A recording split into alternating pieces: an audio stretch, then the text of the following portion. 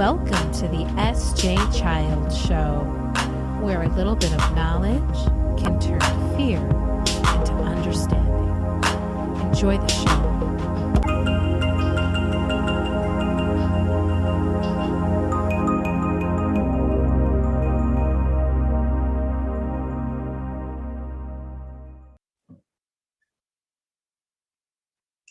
Hi, welcome to the SJ Child Show. Today, I have a guest who I'm really looking forward to getting into this conversation. Right away, I can tell she matches my energy, which is a fantastic conversation to be had. And she is in one of my absolute favorite heartfelt places in the entire universe, San Francisco. So thank you so much, Victoria. And plus, I think I named my dolls Victoria when I was little because that was my favorite name when I was little. So you just have everything going for you today, dear. Thank you so much. I'm so happy to be here. Victoria, it's a great name. It's classic. Yeah. I'm actually named after my great grandmother, who was notorious for stealing silverware from restaurants. How funny. Now, you haven't taken up that hobby now, have you? No, haven't stolen any silverware. I'm going to keep that going, but it is a funny thing to think about my, great grandmother wandering into restaurants and stealing the silver in her purse. Funny. My father-in-law used to take home glasses from casinos. After he would have a couple drinks, he would put them in a bag and take home some glasses. So there was always like this, those look familiar. I think I've seen those at every casino I've ever been in. That's not a personal icon on there, is there? No? Yeah. Is that the Hilton head? Oh, too funny. But yeah, isn't that funny when our grandparents or we hear those stories from the past and just helps bring them to life so much more, isn't it? It really does. And I think, we have such a limited time with our grandparents too, right? And so those stories that make them a little bit more human, they're not just the figureheads that we see, sitting at the head of the table on big holidays, but instead they have these, wild life stories that we can kind of connect to. And, it's nice. It brings a more well-rounded view to your family. Isn't that so true? And my grandfather just passed away a month and 2 days ago. So I'm sorry. In that, thank you. I was able, he had Alzheimer's. So like, it's almost like he didn't remember the last of not remembering. And so I think that's almost like the most peaceful thing. But I was able to create his memorial video and I commemorated his life story in that. And wow, what a beautiful way to move through those emotions and be able to honor his life, put together all of the other memories from other family members that sent in pictures and everything, and just put together this amazing video to celebrate him. I think that's one of the best things I've ever done. That sounds incredible. What a great way to move through your own grief and to celebrate his life, all parts of it and everyone's perspectives too. I think that's really beautiful. I'm sure everybody appreciated that. Thank you. Thank you so much.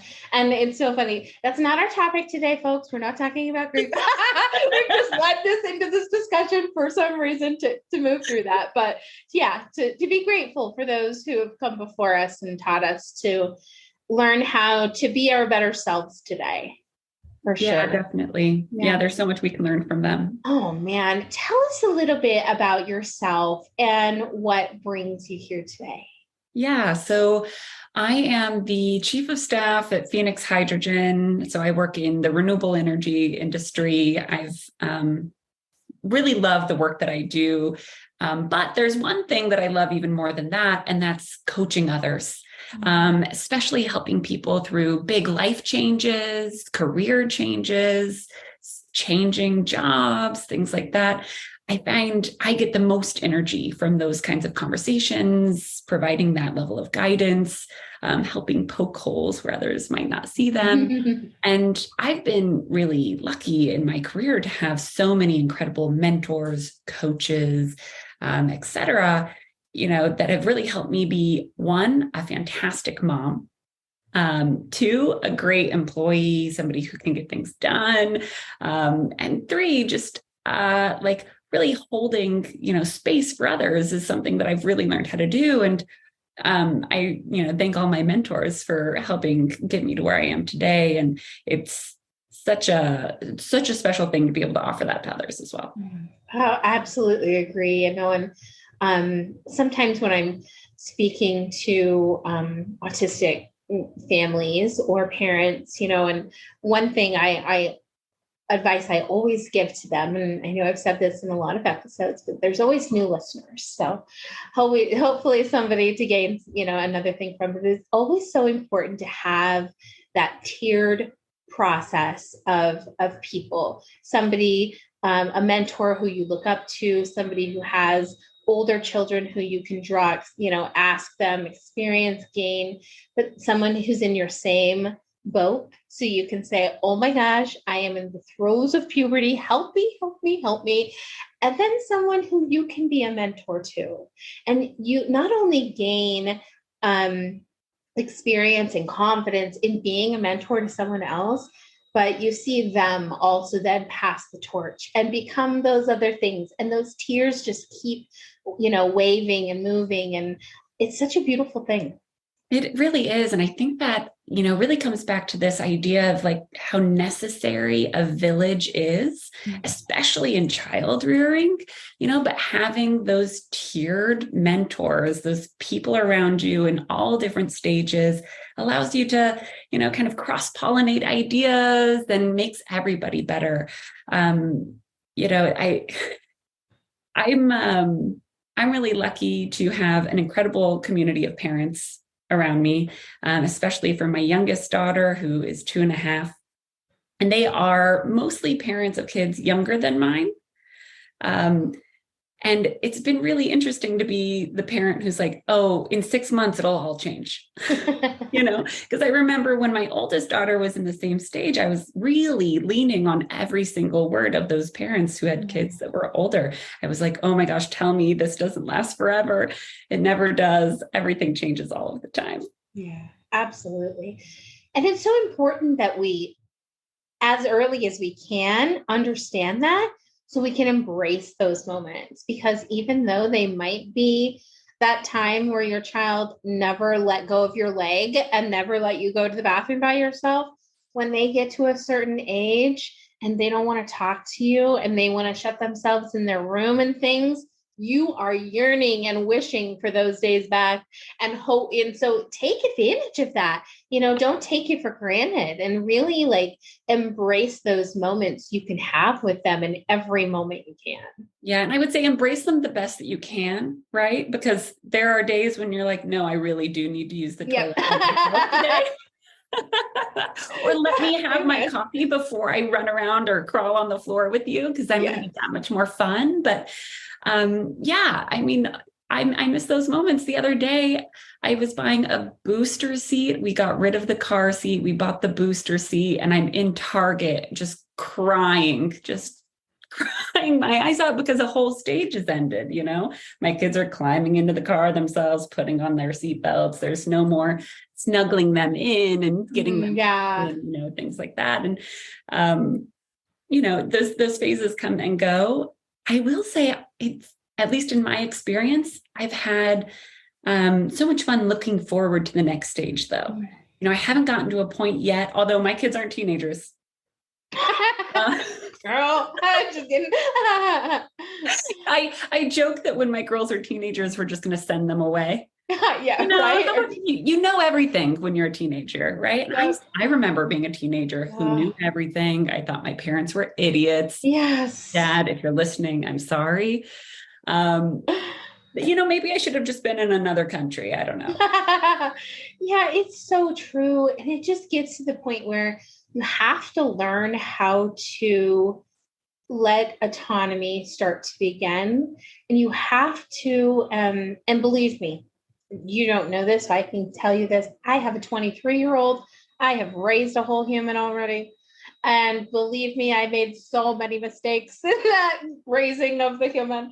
And going in, I have 3, and now in 13 and 11-year-old, I learned so much what not to do's. And I'm always trying new what to do's, which is a fantastic thing. But I've really found this balance in allowing the autonomy of this youngest child to take its own life, to take its own identity, its own flight, everything. I think it's so important that when we can be mindful of following our child rather than controlling and guiding that child, we open up a whole different realm of opportunities and perceptions that we couldn't have had prior to that in when we're first in line and we're guiding away. Well, you can't see what's happening behind you if you're in front of everything. But if you're behind and you're watching, then it's so much easier to, oh, let's veer this way. Let's talk about this and open up this discussion. It's so much easier then to just learn how to follow. And it's a whole different rules of parenting, right? It's like this whole new concept that our parents didn't have the ability to do that because they were totally. parented in the condition that they were. Yeah, definitely. I couldn't agree more with that. And I find that's true also in the way you lead other adults. It isn't just the way that we rear our children differently, but leadership in the workplace is so different now too, right? I mean, I really see my job as both a leader in my company and a leader at home as in service to others. It is my job to, like you said, open the doors that you might not see, to provide guidance for you to make the right decisions. But it's not for me to make those decisions. It is you and your life, and you have the autonomy to live the life you want to live. And as much as I would love to see my girls, follow my footsteps and, become tree hugging hippies that live in San Francisco and, become professional swimmers like I wanted to, but couldn't. Yeah, I'd love to see that. But at the end of the day, my daughter really loves ballet. Yeah. And so, what? She's at ballet camp this week. And that's what we're doing. I never saw myself as a dance mom, but the number of tutus and leotards that we own now is out of control. Absolutely. That's so cute you said that too, because you have this mindset when you're going into parenting that things are going to be one way. Believe me, you'll get knocked down quick. And I remember coming home from the hospital and I just have two biological, but we didn't find out the sex of either of them. So we had the grand surprise of meeting them for the first time, which I think is the most beautiful present that the universe can give you. And so it was on the way home thinking, here I have a girl. I'm never going to own anything pink. Everything is just, whatever. Come home to a pile of pink. Grandma had come over and there were pink blankets and pink dresses and pink bunnies and all of the things. And I was like, here we go. Yep, here we go. Totally. I grew up and I was kind of a tomboy. I liked to rough around. I liked to wear my pants and, my t-shirts, and that's how I was comfortable. But my oldest daughter, and we did not do the pink toys, the dolls, was very much a choose your own adventure. You know what she chose? Dance, pink, purple, glitter, unicorns. That is what she likes. Yeah. It's like, okay, we gave you the options. That's what it is. So their room is pink and flowers and unicorns. I love it. The whole gambit. And, that's how fun to be able to be a child today with a parent who wants to let you be free and let you enjoy your childhood. And, I think that there's real, real value in, of course, teaching your kids discipline and how to do housework and things. But I don't love that every time my kiddo goes out to play, all the kids are always doing chores and all of these. Like, let your kids play. You are the adult. I'm sorry. you are responsible for your housework. Like maybe set up a once a week job for your kids, but every single day expecting them to be adulting, it's insane. And I don't agree with it. And a lot of parents are going to be like, Sarah, that's bad. That's okay. I do everything different. And I think that sometimes different is right just as much as they're different is right. Totally. For me, it's not so much about having like, you have to do your chores every single day. That is not what it is in our house at all. It's more like, hey, I'm going to model what a clean house looks like. And sometimes you're going to follow suit. This morning is a great example of that. I left the girls in the kitchen this morning and had given them a bunch of desiccated coconut, and they were just munching on it. They love coconut. So they're munching on that, and I hear the coconut spill. So imagine powdered coconut all over the kitchen island, all over the floor. Oh. I stay out of it. Hey, they're having a good time. Maybe they're making, some kind of snowy mess. That's what childhood is. And, it should be celebrated. Who knows what kind of creative world they've made. But the next thing I heard was the vacuum. The next thing I heard was the vacuum. It was my oldest daughter vacuuming up the coconut they had spilled. And, that's not because it is her job to keep the floors clean. It's because she's seen it modeled over and over again that, hey, when we spill, we make a mess, we clean it up. Yeah, exactly. We don't have to be emotional about it. We don't have to be shameful or blaming or any of those types of things either. We can just model how to pick it up. And then how much easier will that be when they get into the real world and they make a mistake and they're not afraid to ask for help from a teacher, from a student, from anyone around them. And they're able to just learn that it's okay that they make mistakes. Oh, I couldn't agree more. I think all animals are born with their most important skill set. Horses, they are born, they are able to run. Same with deer, fish, you are born, you're able to swim, right? Humans, we are born able to ask for help. It's our superpower. It's the fact that we can band together and help one another. We can ask for help when we need it. And taking that away from our kids, shaming them for needing help with things, I think is a real detriment, to their ability to tap into what makes us all fantastic. Exactly. And what makes us all that fantastic is our abilities to grow from learning from ourselves, learning from one another. Creating that mentorship comes back to that, right? And it also comes back to that leadership, that ideas that you can be a leader without having to be in a business suit or a jacket or standing in front of a conference table. Any of these ideas in our heads that like, I can be a CEO. It doesn't mean that I make millions of dollars. Guess what? I barely make any, but I'm still the CEO of my company. Like it's still a thing.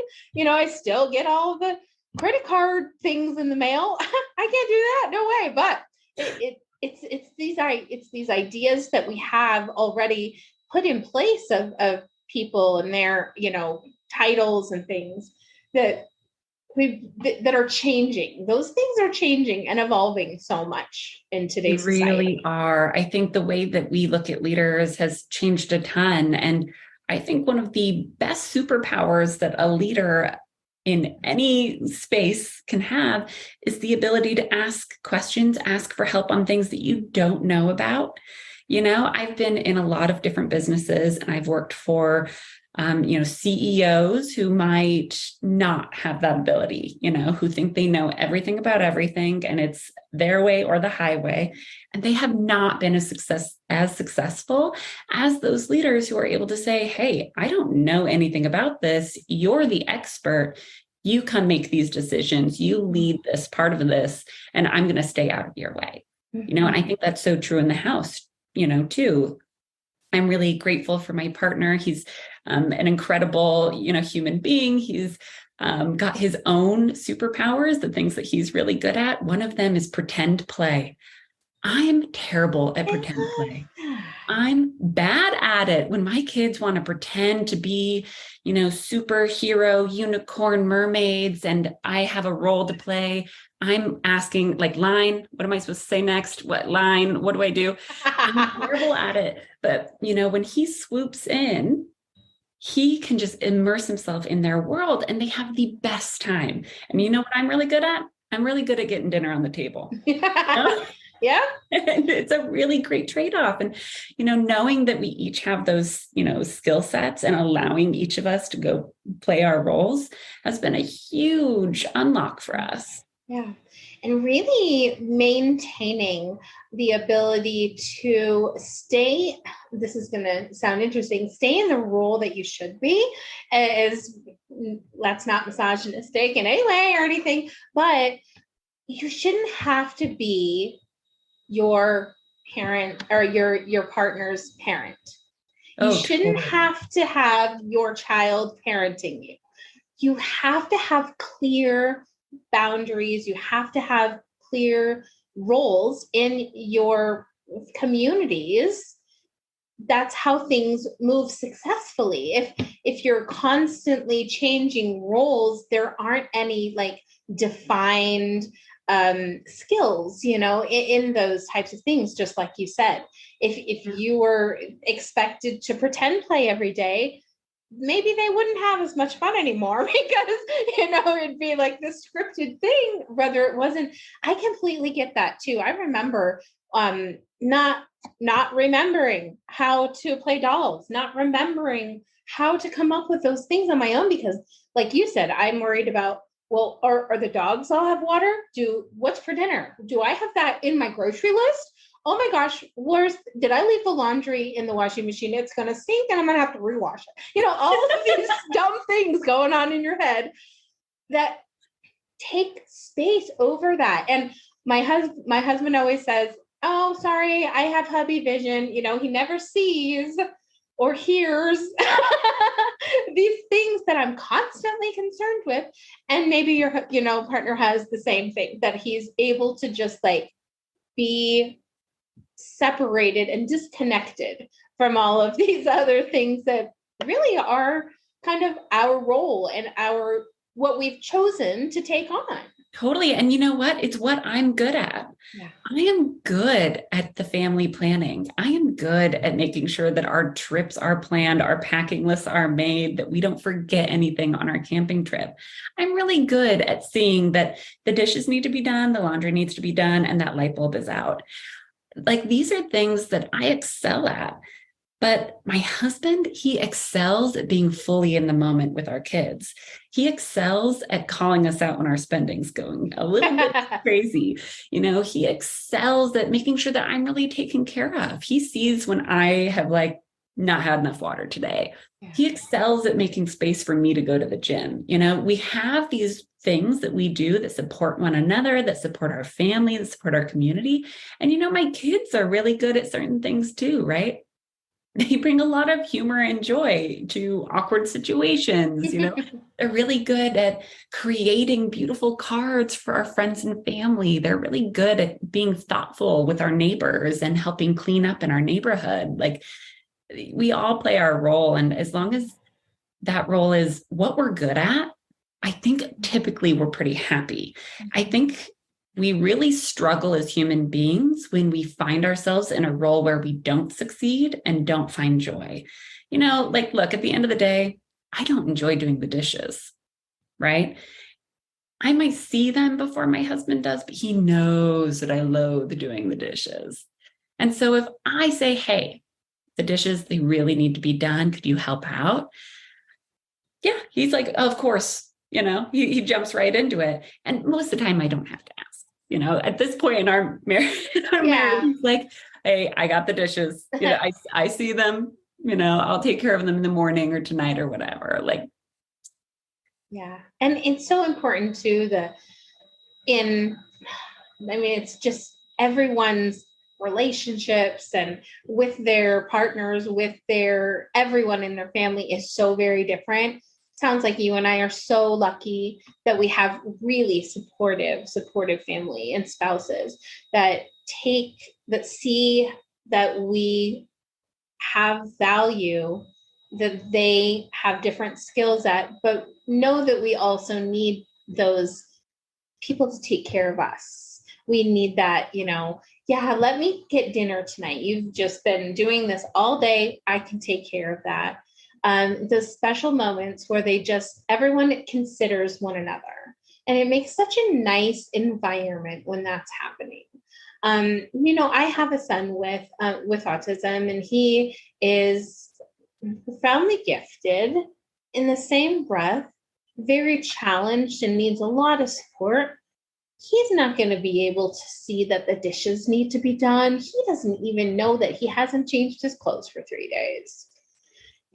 But his role in the family is just as important, even if they can't provide like tangible work or things like that.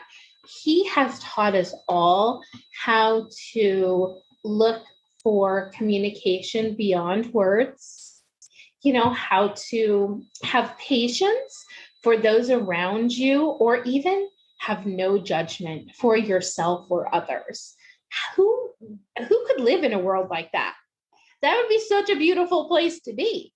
If we were all a little bit more like your son, the world would be a better place. It's like this amazing journey that he's brought me along.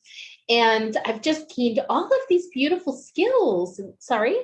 Oh, I'm the crier. That's beautiful. Crying is a really important way to feel our feelings. I love it. And so, but being able to, accept that he might not get up and vacuum someday, but you know what? He is helping me teach the world how to be better people. That at the end of the day is like the biggest job anyone could ever do. Yeah, totally. Yeah. Totally. Yeah. Just that shift in perspective is so valuable.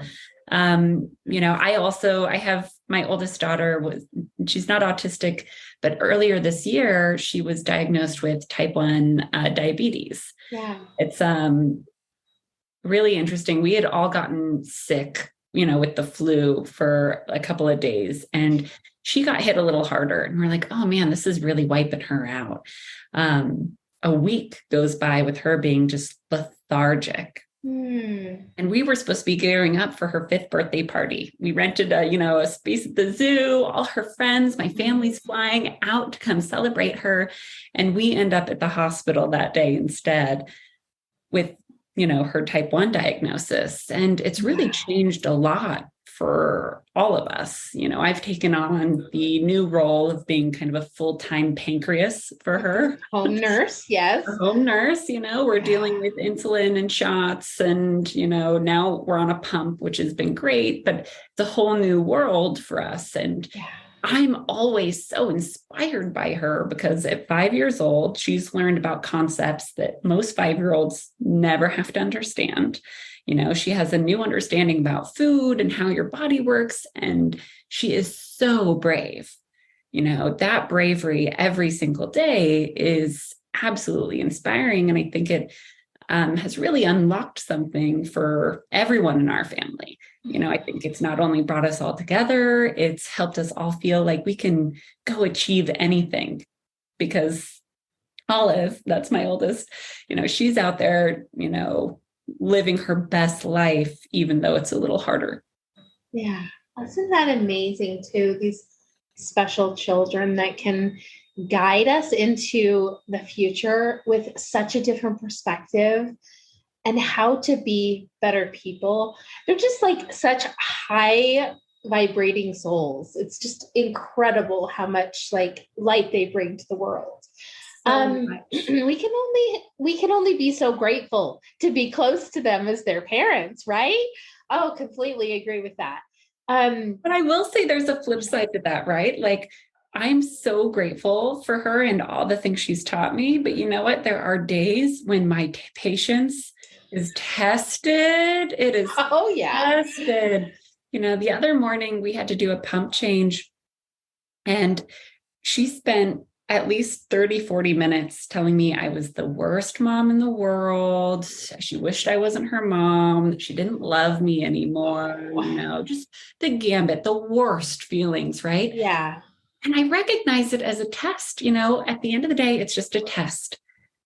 But oh yes, it took every ounce of love that I have for her to remind her over and over again as she was screaming and yelling at me that I still loved her, no matter what. She could say whatever she wanted to me, but I was always going to love her.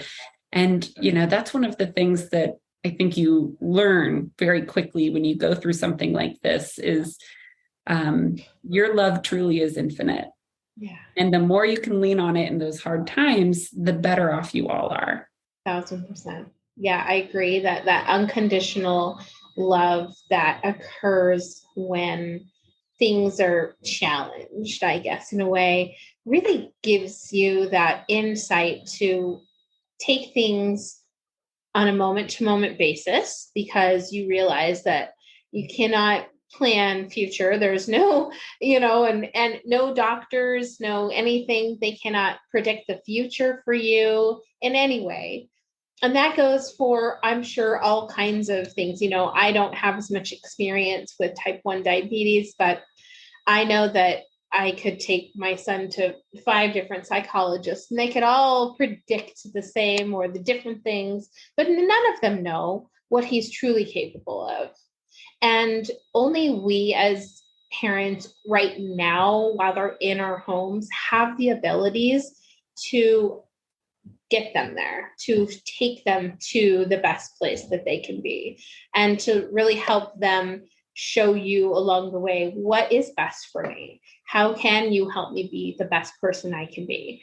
And I love that you said that, because I think that oftentimes people might, my husband just said this to me the other day. He was like, we've been together for 20 years. And he's like, how did I marry like the happiest smiling person in the world? It drives me crazy. And I was like, I know. It's because, I'm just like your opposite. He's not dark. And, I don't mean that, but the darkness and the light. And we're just so funny that way. But it really is, our daughter's a lot like him in that she's more, she has this like strength and confidence about herself that she carries, and it's like this air of I don't know, I don't feel like I have it. I feel like I'm always like, like I don't know what that is. Maybe it's insecurity. Like I feel like I have way more insecurity in my life or my world than she does. And I know that's not true. I mean, she's still growing, she's going through all of these things, but she displays it in these just powerful ways that it just inspires me all the time. And she gets over things really quickly. She's, just able to see through things. She sees through the things. And I'm, naive and all of these things. And this 11-year-old is seeing through all of the crap and being like, Mom, come on, yeah. But in that same breath, like teaching her how to be okay with showing her emotions. That's, something that she's not as comfortable with as I am, obviously. And knowing that it's okay for her to display the person she is for who she is. This is kind of interesting. I just talked to a guy and we were talking about neurodivergent people. And he said, finally, we're zebras, not just funny looking horses. And I thought, oh my gosh, that's the best thing I've ever heard, and it just the cutest thing. And he said, you know what a group of zebras is called? And he said, a dazzle. We're a dazzle of zebras. Could it be more like so true? And I thought it's just so beautiful because, no longer are we just weird looking horses, okay? I always likened myself to a unicorn growing up, that I was always just like this sparkly unicorn thing, everybody else had their Mustang thing going on. And there I was just twitting about. But it just goes to show like how we can come together as different human beings, how we can offer each other respect and grace and dignity and learn from one another. Oh, totally. And it's that power in the community. It's the power in the family unit that we are all unique and different and bring something else to the table, like, strength and the ability to see through things, but also the ability to show and feel our emotions and the ability to be really strong and maybe a realist and, the ability to see the silver lining no matter what. Yeah. That's all so important for bringing your family together, but also like moving you forward in life to wherever it is you're all trying to go. And there's so much power in that. Maybe this is just like a corporate rant, but I think corporate America especially has been like destroying the family unit and all the sense of community it has for like the past 80 years. Who knows? Yeah. But there's something so powerful to it. And the more we can come together as a family, as a community, the stronger we all are. And, I really hope that that's like the thing that we all take away from this today is that, there's strength in numbers, there's strength in all of us. And, the sooner we are to recognize and celebrate that in everybody, the happier we're all going to be too. Mm-hmm. I couldn't have said that better myself. So true. And when we show our children that we'll follow their strengths, they can become so much more than we could have ever imagined. So remember to do that. Look at your own strengths, give them grace, give yourself grace. A lady not too long ago said something that just has been ringing in my head ever since. I'm so glad she said it. Find what gives you goosebumps. I love that. Just got goosebumps thinking about it. Yes. What gives you goosebumps, Victoria? Oh my gosh. You know what? I could not agree with that more because I've always said, follow your fear. I was in tech for many, many years. And when I was offered the opportunity to switch into climate change, into a climate change startup, renewable energy, it was terrifying, but thrilling. It was the goosebump moment because here I did not have experience in building hydrogen infrastructure, right? I do have experience building companies though. I was like, okay, if I can go do that, I can go do this, even though it's one of the most terrifying things I've ever done. And it's easily been one of the most rewarding roles of my career. And, that continues every single day. My kids want to do dance. I'm terrified of being a dance mom. I don't know how to do this. You expect me to do a ballerina bun? I'm over here watching YouTube videos late into the night. Exactly. It scares me, but you know what? It is their joy and their grace and their excitement and their energy that allows me to say, okay, let's go. Let's do this thing. Exactly. And you just follow their lead as much as you can, everybody, because they'll take you to places that maybe you wished you could have gone to as a child. And then you can experience that with them along the way. And how magical is that? Like, the most magical. It's last night, beautiful. This is so off the wall, but last night we were walking home and I just went to get my daughter. She's been up the street playing. And so I went to walk home because it was dark, and her and her friend run fast, in front of me, way in front of me. And I thought, I should run across the street and run through that sprinkler. I bet they would think I was so crazy right now. And I didn't do it. And I was like, gosh, I should have done that. Like, I thought about it. I should have done it. So I ended up walking her friend home. And on the way home, just by myself, there was another sprinkler and I ran through the sprinkler. And I was so glad I did it. And I was like, gosh, why didn't I, but that urge and that instinct to just be a kid and just like, they would have laughed and it would have been so funny. The neighbor guy would have been like, what is this woman doing? And maybe he would have joined you. Yeah, exactly. Joined you running exactly. Sprinkles, right? So yeah, I'm here to say that, yes, I had a great idea. I didn't follow through with it, but then I did later. So, it's okay that we kind of go on our bumps and journeys, right? Well, you had the opportunity again, right? Like, exactly. It was like, you have to do this. Following that inner voice has never led me astray. Yeah. Never. In fact, it's always when I damper it, when I put a lid on it, when I say no, no, Yes. or I don't trust that instinct that things don't go the way they should have. Yep.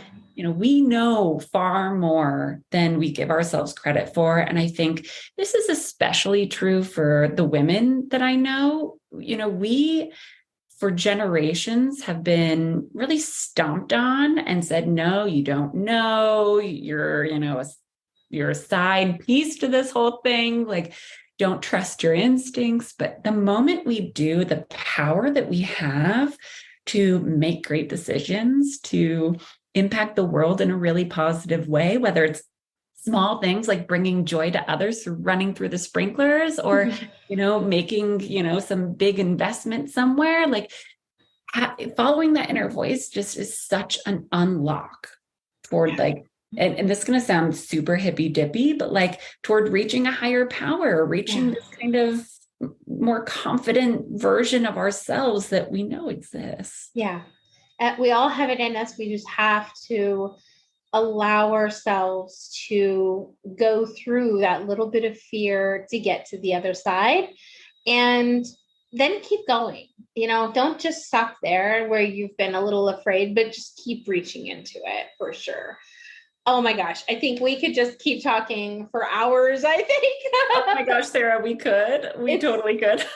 Been so great getting to know you, and I'm just so honored and such a pleasure to have you on, and I hope that I can invite you back to catch up in the future. Yes, definitely. I mean, we have probably hours more to talk about. Agreed. Well, we'll side Zoom on the side just in case we need to do that too. But before we go, tell everyone where they can go to support you, to find you, get in touch with you. Yeah, you can find me at victorialeach.com. Shoot me an email, reach out through there. I'm also releasing, a bunch of new content and courses. So find out more there. You can follow me on Instagram at VW Swims or on Threads. I'm on Threads. I'm surprisingly active there. So at VW Swims.